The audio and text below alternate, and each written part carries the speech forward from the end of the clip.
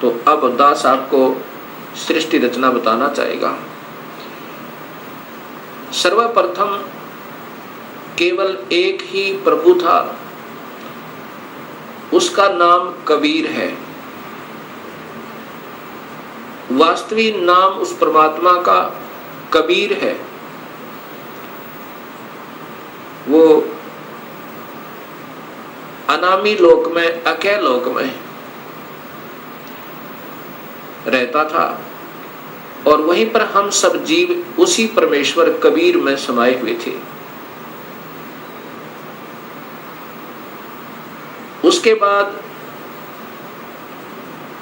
उस परमात्मा ने स्वयं प्रकट होकर अर्थात अपने उस अनामी लोक में स्वयं ही 3 नीचे के लोकों की ओर रचना की। अलख लोक, अगम लोक, फिर अलख लोक और नीचे का सतलोक। फिर सतलोक में आकर के उस परमेश्वर ने अन्य रचना की।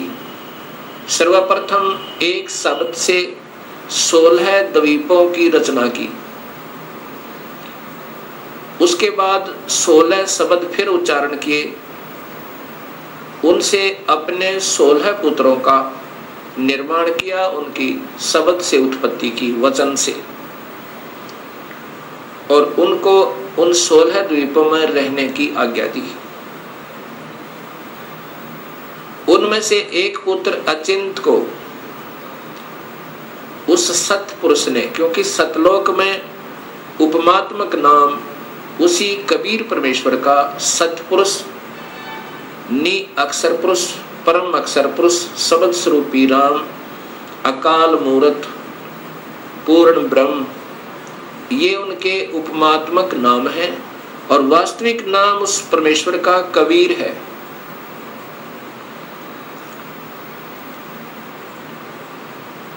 सतलोक के अंदर सतपुरुष ने अपने पुत्र अचिंत से कहा कि आप यहाँ की अन्य सृष्टि रचना को करो मेरी शक्ति तय। अचिंत ने अपनी शब्द शक्ति से अक्षर पुरुष परब्रह्म की उत्पत्ति की और उससे कहा कि मेरा सहयोग दो यहाँ सतलोक में अन्य सृष्टि रचना करने का। अक्षर पुरुष अर्थात ये परब्रह्म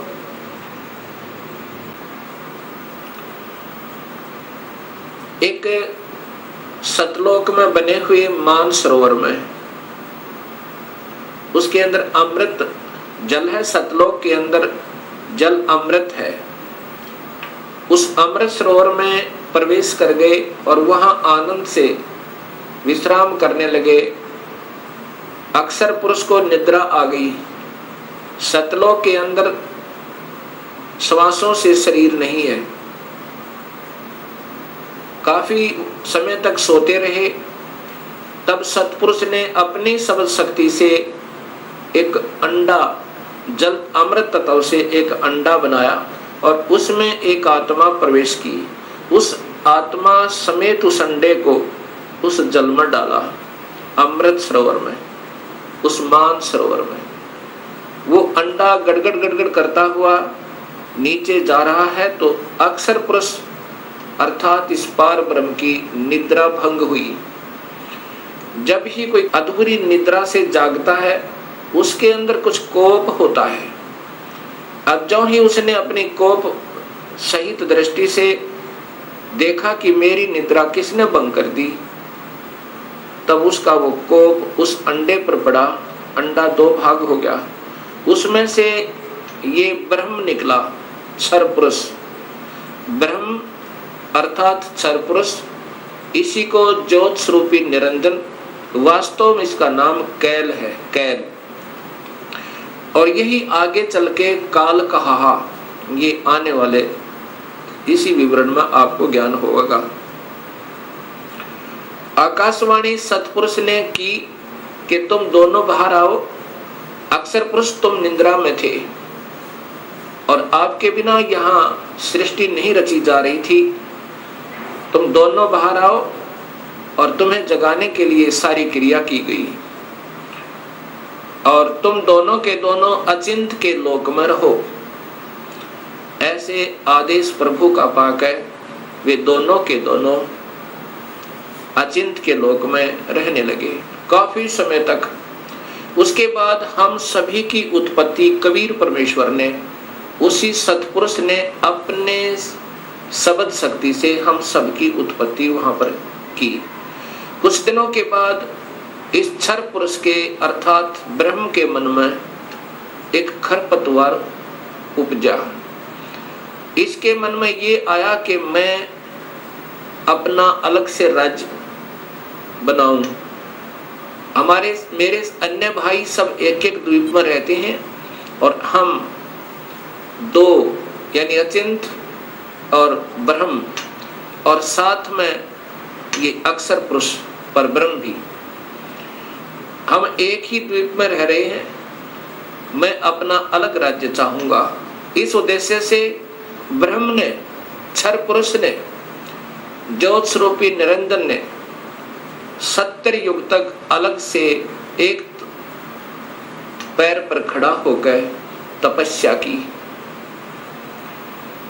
जब ये तपस्या कर रहा था, हम ये सभी आत्माएं जो आज काल के लोक में दुख पा रहे हैं, चाहे आज कोई देव बना है, चाहे कोई महादेव बना है, चाहे आज कोई शूकर बना है, चाहे कोई गधा बना है, चाहे कोई राजा बना है, चाहे कोई रंक बना है, पशु या पक्षी बना हुआ है, ये सभी की सभी आत्माएं हम इस काल के ऊपर अर्थात इस ब्रह्म के ऊपर आसक्त हो गए। और यही बीमारी आज हमारे अंदर विद्यमान है, यही प्रक्रिया। जैसे ये नादान बच्चे किसी हीरो और हीरोइन को देखकर उसकी अदाओं के ऊपर इतने आसक्त हो जाते हैं कि वो अगर आसपास कहीं किसी शहर में वो हीरो, वो अभिनेता या अभिनेत्री आ जाए, लाखों की संख्या में उनके दर्शनार्थ भीड़ उमड़ जाए और लेना एक न देने दो, कुछ मिलना नहीं उससे। ऐसी हमारी वृत्ति वहां बिगड़ी थी सत्यलोक में। हम वहां रहा करते थे अपने पिता के पास, कोई दुख नहीं था, कोई मृत्यु नहीं थी, हमारे परिवार थे, हम प्यार से रहा करते थे। लेकिन वहां हम अपने पति भर्ता पद से गिर गए। अपने मूल मालिक उस पूर्ण ब्रह्म जो सर्व सुखदायी सदा सहाय आत्मा का आधार वास्तव में भगवान है, जो जीव को दुखी नहीं करता, जन्म मरण के कष्ट में नहीं डालता, कुत्ते और गधे नहीं बनाता, उसको छोड़कर और हम इस काल यानी ब्रह्म के ऊपर आसक्त हो गए। जब इसने 70 युग तप कर लिया, तब पूर्ण परमात्मा ने, पूर्ण ब्रह्म ने, सतपुरुष ने पूछा भी क्या चाहता है तू कैल क्या चाहता है, ब्रह्म तू क्या चाहता है। तब इस ज्योत स्वरूपी निरंजन ने कहा कि पिताजी, ये स्थान जहां मैं रह रहा हूं ये कम है, मुझे अलग से राज्य दो। तब उस पूर्ण ब्रह्म ने इस ब्रह्म के तप के बदले में 21 ब्रह्मांड प्रदान कर दिए। जैसे 21 प्लॉट दे देवे कोई साहूकार पिता अपने पुत्र को। 21 ब्रह्मांडों को पाकर ये ज्योत निरंजन बड़ा प्रसन्न हुआ। कुछ दिनों के बाद इसके मन में आया कि इसमें कोई अन्य रचना करूं, उसके लिए कुछ समान पिताजी से मांगू। इसने 70 युग तप फिर किया। तब सतपुरुष ने पूछा कि आप क्या चाहते हो, आपको 21 ब्रह्मांड प्रदान कर दिए। तब इस ब्रह्म ने कहा कि पिताजी, इसमें कुछ रचना करना चाहता हूं, कृपा रचना करने की सामग्री दीजिए। सतपुरुष ने इस ब्रह्म को 5 तत्व और 3 गुण प्रदान कर दिए। इसके बाद इसने सोचा कि ब्रह्म ने सोचा कि इसमें जीव भी हो, मेरा अकेले का मन नहीं लगता। इस उद्देश्य से 64 युग तप फिर किया। तब सतपुरुष ने पूछा कि क्या चाहता है ज्योति निरंजन, अब तो तुझे मैंने जो मांगा सो दे दिया। तब ब्रह्म ने कहा, पिताजी कृपा मुझे जीव प्रदान करो, मेरा अकेले का दिल नहीं लगता है।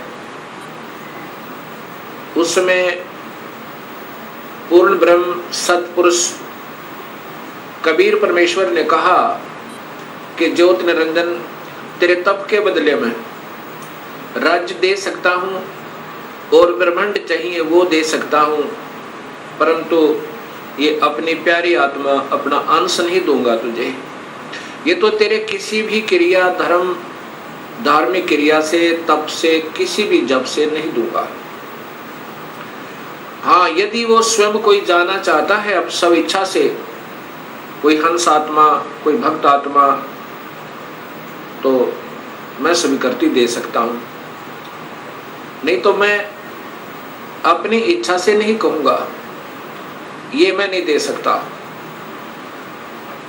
इस बात को सुनकर ये ब्रह्मक्षर पुरुष ज्योत स्वरूपी निरंजन, अर्थात जो भविष्य में फिर काल कहलाया, हमारे पास आया। आज हम जितने भी ये दुखी आत्मा इस काल के 21 ब्रह्मांड में पीड़ित हैं, हमारे पास ये ब्रह्म आया और हमसे कहा कि मैं वहाँ अलग से ब्रह्मांड लिए हैं मेरे पिताजी से अपने तप के बदले में। वहाँ ऐसे स्वर्ग बनाऊंगा, महास्वर्ग बनाऊंगा और ऐसे दूधों की नदी बहाऊंगा, झरने बनाऊंगा। क्या आप मेरे साथ चलना चाहते हो? तब हम सभी ने, जो यहाँ काल के 21 ब्रह्मांडों में पीड़ित है, कहा कि यदि पिताजी हमें आज्ञा दें तो हम चलने को तैयार हैं। इस बात को सुनकर ज्योत स्वरूपी निरंजन कबीर परमात्मा के पास आया और उससे कहा कि पिताजी, कुछ आत्माएं हमारे साथ चलने को तैयार हैं। सतपुरुष से कहा इस काल ने, ब्रह्म ने, कि पिताजी कुछ आत्माएं मेरे साथ चलने को तैयार हैं, उन्होंने सहमति दी है। तब पूर्ण परमात्मा सतपुरुष अर्थात कबीर देव ने, कबीर साहिब ने कहा कि यदि वो मेरे सामने स्वीकृति देंगी, जितनी भी आत्माएं हैं जो तेरे साथ जाना चाहते हैं, तो मैं उनको आज्ञा दे दूंगा। ऐसा कहकर के सतपुरुष हम सभी आत्माओं के पास आया जो आज काल के लोक में कैद में बंद हैं। सतपुरुष ने, उस अकाल मूर्त ने, शब्द स्वरूपी राम ने हमसे पूछा कि जो आत्मा इस ब्रह्म के साथ जाना चाहती हैं वो अपनी सहमति व्यक्त करें।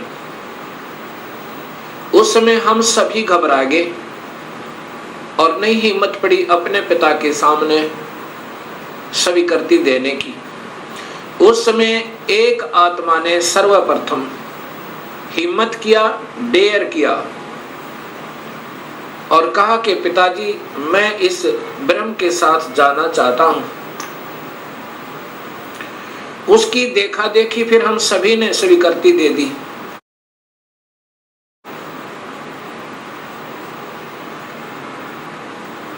और जितनी भी आत्माएं उस समय स्वीकृति दी थी, सभी कबीर साहिब ने उनके नंबर नोट किए और जिसने सर्वप्रथम सहमति दी थी उस आत्मा का भी नंबर नोट किया और ब्रह्म से कहा कि ब्रह्म आप जाओ अपने लोक में, अब इन सभी आत्माओं को मैं विधिवत तेरे लोक में भेजूंगा। ऐसा कहकर के सतपुरुष ने अपनी शब्द शक्ति तय उस प्रथम स्वीकृति देने वाली आत्मा को एक लड़की का रूप बना दिया और उसको उसके अंदर एक शब्द शक्ति दे दी, और हम सभी जीवात्माओं को, उसे प्रकृति देवी भी कहते हैं, अष्टंगी भी कहते हैं, और वही महामाया भी कहलाई। यहाँ 21 ब्रह्मांड की इस देवी को उत्पन्न किया, अर्थात उस आत्मा का लड़की बनाया। फिर हम सभी आत्माओं को जो 21 ब्रह्मांड में आए हुए हैं उसके अंदर प्रवेश कर दिया, इस लड़की के शरीर में, प्रकृति देवी के शरीर में, अर्थात इसको अध्या माया भी कहते हैं। और यही आगे चलकर त्रिदेवों की माता कहलाई। प्रवेश कर दिया और कहा कि बेटी, तेरे को मैंने शब्द शक्ति दे दी है, और जितने भी जीव काल कहे ब्रह्म कहेगा तो बना देना। एक बार मुख से उच्चारण करेगी, उतने ही नर और मादा ये जोड़े उत्पन्न हो जाएंगे। अपने पुत्र सहजदास से कहा, सहजदास जाओ अपनी बहन को उस ज्योत स्वरूपी निरंजन के पास छोड़ आओ, और उसको बताना कि इस लड़की को, इस प्रकृति देवी को, अध्या माया को मैंने शब्द शक्ति दी है, ये जितने जीव तू कहेगा ये बना देगी। और जितनी आत्माओं ने स्वीकृति दी थी वो सभी इसके अंदर प्रवेश कर रखी हैं। सहजदास प्रकृति देवी को लेकर, अध्या माया को लेकर ज्योत निरंजन के पास आया, उसके पास छोड़ दिया और कहा कि पिताजी ने ऐसे ऐसे कहा है, इस लड़की के पास शब्द शक्ति है, और जितने जीव तू कहेगा ये नर और मादा अपने शब्द से उत्पन्न कर देगी। ऐसा कह करके सहजदास अपने लोक में लौट आया, अपने द्वीप में आ गया। युवा होने के कारण लड़की का रूप निखरा हुआ था। इस ज्योत स्वरूप निरंजन ब्रह्म अर्थात क्षर पुरुष के मन में नीचता उत्पन्न हुई, जो आज सब जीवों में विद्यमान है। वही व्यक्ति, वही प्रक्रिया, वही ये बुरी आदत युवा लड़की को देखकर उसके साथ बद व्यवहार करने की चेष्टा इस क्षर पुरुष ने अर्थात ज्योत स्वरूपी निरंजन ने की। लड़की ने, प्रकृति देवी ने कहा कि ज्योत निरंजन तू होश में आ जा, तू और मैं एक ही पिता की संतान है। पहले तेरी उत्पत्ति हुई उन्हीं के शब्द थे अंडे में, और उन्हीं ने मुझे उत्पन्न किया। तू और मैं बहन और भाई हैं। बहन भाई का ये कर्म पाप का भागी होता है, तू मान जा मेरी बात। ज्योत निरंजन ने एक भी बात उस लड़की की नहीं सुनी और मदहोश होकर, विषय वासना के वश होकर, काम वश होकर उस लड़की को पकड़ने की चेष्टा की, दुष्कर्म करने के लिए। लड़की ने अपनी इज्जत बचाने का और कहीं स्थान ना पाकर, जो ही उस काल ने, ज्योत स्वरूपी निरंजन ने, क्षर पुरुष ने ऐसे मुंह खोला हुआ था आलिंगन करने के लिए, ऐसे बाजू फैलाई थी, उसी समय लड़की ने छोटा रूप बनाया, सूक्ष्म, बहुत सूक्ष्म, और उसके पेट में चली गई अपनी इज्जत रक्षा के लिए। वहां से अपने पिता से पुकार की, हे परम पिता, हे सतपुरुष, हे कबीर परमेश्वर, मेरी रक्षा करो। इस प्रकार मैं काल से अपनी इज्जत रक्षा के लिए, इस ब्रह्म से अपनी इज्जत रक्षा के लिए इसके पेट में प्रवेश हूं, और मुझे आकर मेरी रक्षा करो, मुझे बचाओ इससे। उसी समय कबीर परमेश्वर ने अपना ही दूसरा रूप अपने पुत्र योग संतायन अर्थात योग जीत, उसे जोग जीत भी कहते हैं, योग जीत का रूप बनाकर काल के 21 ब्रह्मांडों में प्रकट हुए और कहा कि ज्योत स्वरूपी निरंजन, तूने जुल्म कर दिया, आपने ये ऐसा जुल्म कर दिया, ऐसे कर्म करने वाले पाप आत्मा को इस सच्चे लोक में ये श्राप, ये कर्म, ये पाप लगता है कि 1 लाख जीवों का, मनुष्य शरीरधारी जीवों का रोज आहार करेगा और 1.25 लाख की उत्पत्ति करेगा।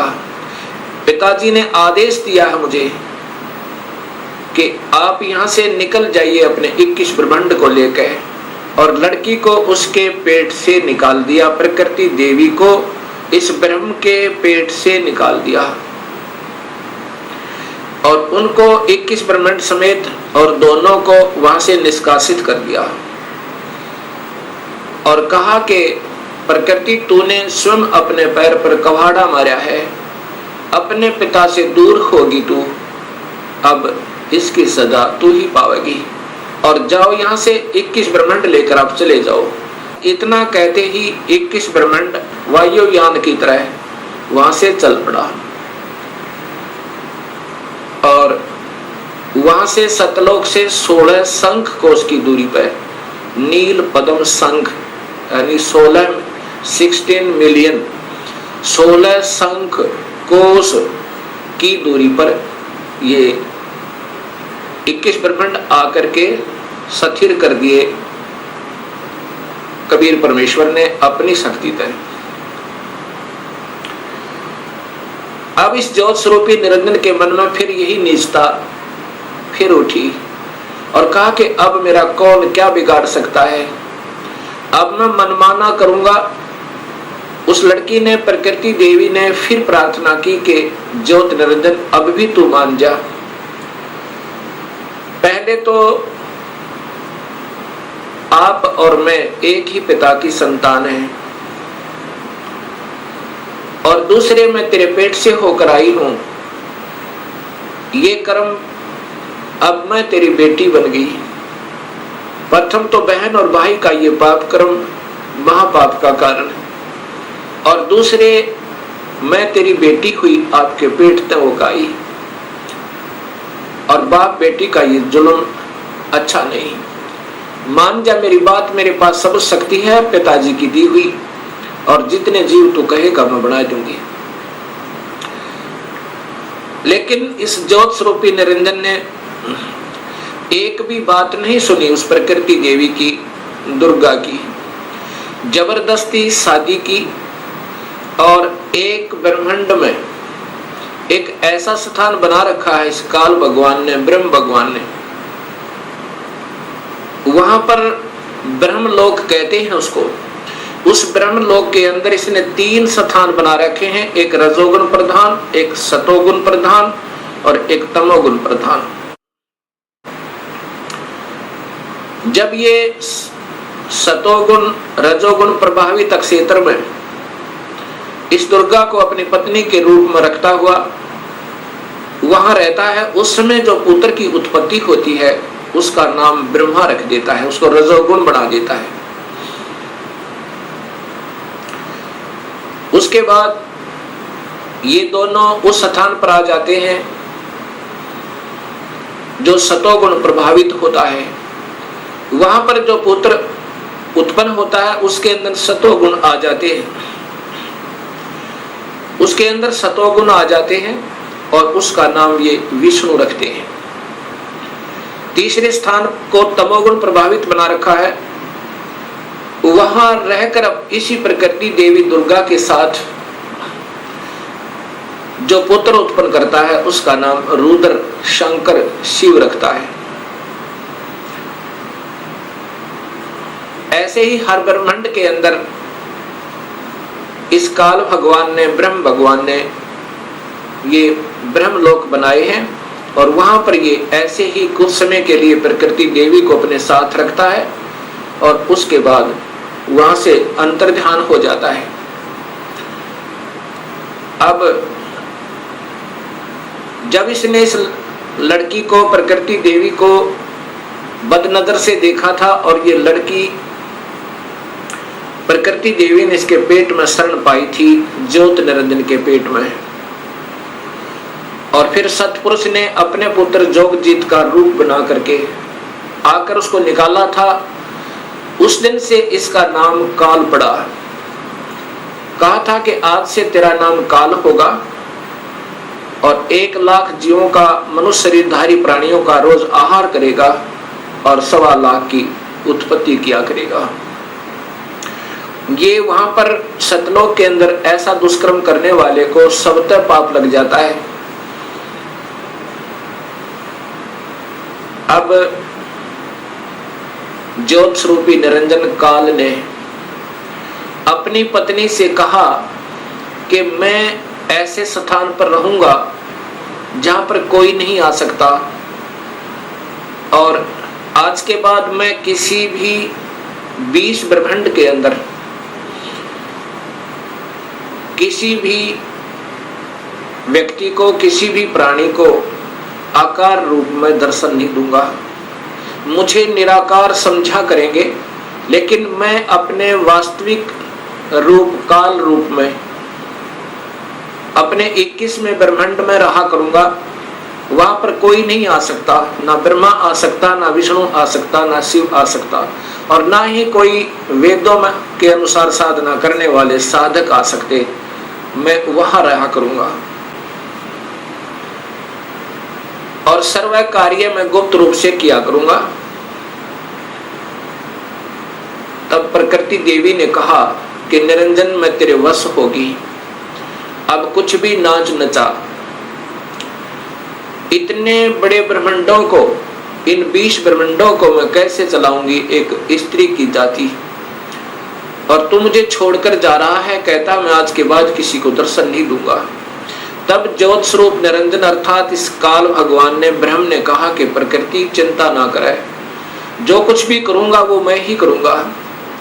तुम तो निमित्त मात्र होगे और ये बच्चे ब्रह्मा विष्णु महेश ये भी केवल निमित्त होंगे। इन सब का रिमोट मेरे पास होगा, सब कार्य मैं करवाऊंगा, तू चिंता मत कर। और जब ये बच्चे थोड़े से सियाने हों, इनको अचेत कर देना। जब ये बाल अवस्था से ऊपर उठे, इनको अचेत कर देना और मेरा भेद मत बताना। ये समझ लेना ध्यान से, अगर मेरा भेद तूने इनको बताया तो मेरे से बुरा नहीं होगा। ऐसे उसको डरा धमका दिया। इस प्रकार ये काल उसके बाद निराकार कहलाता है, लेकिन ये आकार में अपने उस काल लोक में विद्यमान रहता है। जब ये बच्चे ब्रह्मा विष्णु महेश सियाने हुए, तब तक इनको अचेत रखा गया। जब ये सियाने हुए, उसमें ब्रह्मा को कमल के फूल पर, विष्णु को शेष सैया पे और शिव को एक कैलाश पर्वत पे इनको बेहोश रखा हुआ था और फिर वहां पर सचेत कर दिया। सबसे पहले ब्रह्मा को कमल के फूल पे इसी स्वयं ब्रह्म ने, काल ने अपने ही नाभि से एक कमल प्रकट किया। वो महाविष्णु, महाब्रह्मा, महाशिव रूप में, 3 रूप में ब्रह्मलोक में रहता है हर ब्रह्मांड के अंदर। उस समय ब्रह्मा को उस कमल के फूल पर रख दिया। ब्रह्मा को ये नहीं मालूम कि मैं कहां से उत्पन्न हुआ, कौन मेरा माँ है, कौन मेरे पिता है। उसके बाद आकाशवाणी हुई कि तुम तप करो। ब्रह्मा ने 1000 वर्ष तक तप किया। फिर आकाशवाणी हुई कि सृष्टि करो। तब ब्रह्मा ने सोचा कि मैं काहे की सृष्टि करूं, सब जगह जल ही जल है, कहीं पृथ्वी दृष्टि गोचर नहीं हो रही है। इतने में मधु और कैटब नाम के 2 राक्षस काल ने प्रेरित करके और ब्रह्मा की ओर भेज दिए। ब्रह्मा डर के मारे उस कमल के फूल को के डंठल को पकड़कर नीचे उतर गया, बहुत स्पीड से। नीचे जब आया तो उसी जल के ऊपर एक शेष सैया पर चतुर्भुज रूप में एक व्यक्ति सो रहा है। उसके हाथों में शंख, चक्र, गदा, पद्म है। जब ब्रह्मा वहां पहुंचा, उसी समय उस वो विष्णु जी थे, जो त्रिलोकीय विष्णु जी थे। उनमें से एक शक्ति निकली, वो आकाश में छा गई। उस समय ये ब्रह्मा विष्णु जी होश में आए। इतने में मधु और कैटभ भी पहुंच गए। मधु और कैटभ के साथ भगवान विष्णु ने 5000 वर्ष तक युद्ध किया, वो नहीं मरे। फिर उस शक्ति ने जो आकाश में छाई थी, एक लड़की का रूप बनाया, देवी का, और मधु कैटभ को मोहित किया, अपनी ओर आकर्षित किया अपनी कलाओं से, अदाओं से। जब मधु और कैटभ उस लड़की की तरफ देखने लगे तो विष्णु जी ने पीछे से उनकी गर्दन पकड़कर दोनों को मार डाला। अर्थात 5000 वर्ष तक भगवान विष्णु से 2 राक्षस नहीं मरे। वो भी तब मरे जब उस माता ने सहयोग दिया, उनको अट्रैक्ट कर लिया, आसक्त कर लिया। इससे 2 बातें सिद्ध होती हैं कि ये समर्थ नहीं है। जब 5000 वर्ष तक 2 राक्षस नहीं मर पाए भगवान विष्णु से, तब ब्रह्मा जी और विष्णु 2 थे। इतने में रुद्र अर्थात ये शिव भी वहीं प्रकट हो गया। ब्रह्मा जी देवी भागवत महापुराण में बताता है कि फिर हम 3 हो गए, ब्रह्मा, विष्णु और शिव। तब देवी ने कहा कि तुम तीनों देवता अपने अपने कार्य को ध्यान से सुनो और उस पर संलग्न हो जाओ। ब्रह्मा जीवों की उत्पत्ति करवावे, उनको रजोगुण प्रभावित करके, ये केवल इतने ही ब्रह्मा हैं। और विष्णु फिर इनके आपस में सतिथि बनाए रखा है, मोह ममता में फंसाए रखा है। ये विष्णु जी की ड्यूटी है। और शिव की ड्यूटी है कि ये संहार करे। तब इन तीनों ने कहा कि हे माई, हे देवी, कहीं पर पृथ्वी नजर नहीं आ रही है और पृथ्वी के बिना प्राणियों की सृष्टि, स्थिति और संहार असंभव है।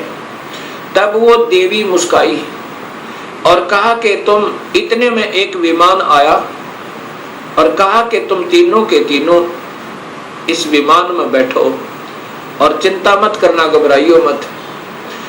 उस समय ये तीनों के तीनों ब्रह्मा विष्णु महेश विमान में प्रवेश कर गए। विमान मन की गति से चला, बहुत तीव्र गति था। कहां पहुंचा? ब्रह्मलोक में पहुंचा, जहां पर ये काल भगवान 3 रूपों में रहता है, जहां इनकी उत्पत्ति की जाती है, ब्रह्मा विष्णु महेश की। और वहां पर कोई नहीं जा सकता, ना वेद विधि से, किसी साधना तक, ना तप से, ना यज्ञ से, ना हवन से, किसी प्रकार से नहीं जा सकता, ना किसी जप से। वहां पर तो ये अपनी कृपा से ही ले जा सकता है, ये काल भगवान सोचल सिद्ध करके। वहां जाकर के इन्होंने क्या देखा?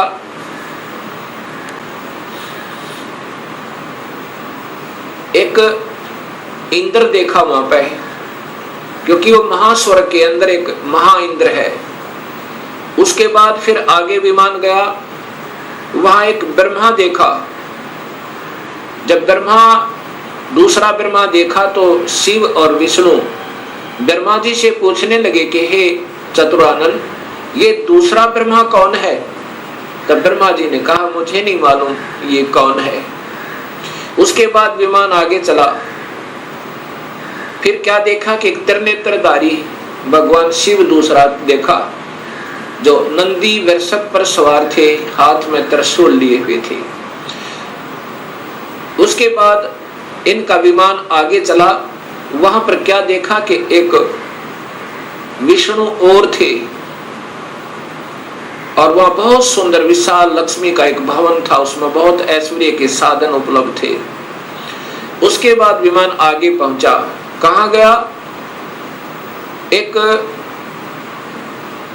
माई बैठी थी, जिसके शरीर में जैसे हजारों बिजलियां चमक रही हो, इतना तेज था, इतना नूर था, और वो प्रकृति देवी थी। ये ब्रह्मा विष्णु महेश की माँ थी, माँ है जो इन्होंने देखी। विमान वहां रुका। देवी एक विशाल भवन के अंदर विराजमान थी। तब उसने कहा कि तुम तीनों के तीनों जहाज से नीचे उतरो। हम नीचे उतरे। ब्रह्मा विष्णु महेश, ब्रह्मा बता रहा है देवी भागवत महापुराण में, नीचे उतरे। तब विष्णु जी ने ध्यान से देखा और कहा कि ये तो अपनी माँ है। इस माई के दर्शन मैंने किए थे जब मैं बालक था, छोटा सा था। जब मैं बालक था, छोटा सा था, तब मैंने इस माई के दर्शन किए थे। इससे सब सिद्ध है कि इनका जन्म है और ये तीनों की मां है। तब ब्रह्मा, विष्णु और शिव ने तीनों ने स्वीकार कर लिया कि ये ही अपनी जननी है। तब शिव जी कहते हैं, हे माता, जब आप ब्रह्मा को उत्पन्न करने वाली आप हैं, विष्णु भी जब आपके बालक हैं, तो ये तीसरा भी आप ही का बच्चा है। आप ही हमें गुप्त भेद नहीं बता रहे थे, अब हमने आप ही की कृपा से ज्ञान हुआ। अब इसका